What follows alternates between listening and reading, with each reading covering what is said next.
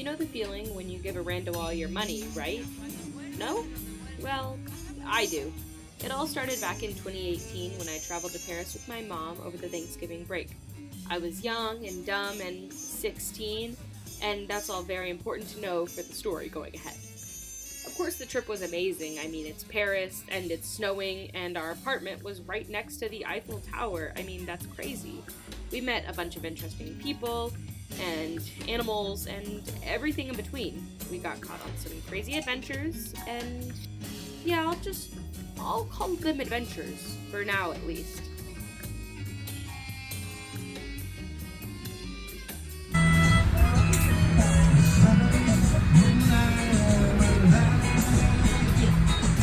It was so cool to be able to eat French food and see historical sites like the Eiffel Tower and Notre Dame and all her bells and whistles.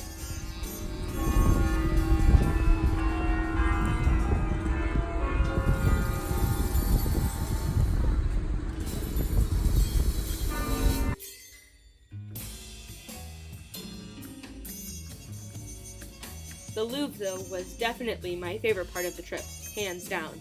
I mean, I was able to see the amazing throne statue, Venus de Milo, as well as the Birth of Venus painting, and as an artist, these are kind of things that I've been looking forward to my whole life.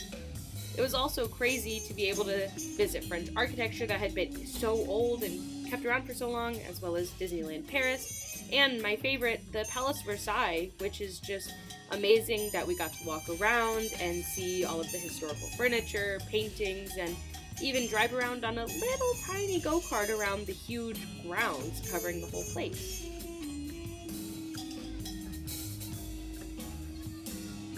As well as visiting beautiful sights, though, I was also able to partake in many French customs, one of which was a younger drinking age. Woohoo! Imagine how excited 16-year-old me was to be able to drink legally in restaurants and bars.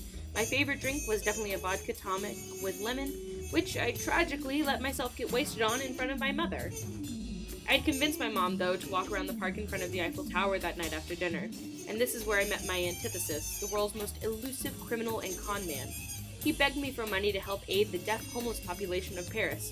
Of course, this tugged at my drunk heartstrings. It must be so sad to be deaf and homeless. I cheerfully told him I only had American money, which he just so happened to accept.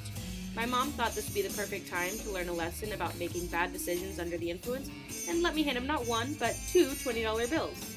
Happily, the man gave me a sheet of paper to write my name and address down on so I could receive updates on all the deaf homeless people I had quote-unquote helped. Even though I was drunk, I'd already begun to regret my dumb decision, knowing I couldn't get my money back either. But this trip was one I'd never change. It made me more aware of my surroundings, as well as taught me to be less trusting upon meeting strangers. But if given the chance, I still would have given them the money. Maybe he really did need it, or maybe he did help some deaf homeless people. It's important to always help and treat everyone with kindness around us.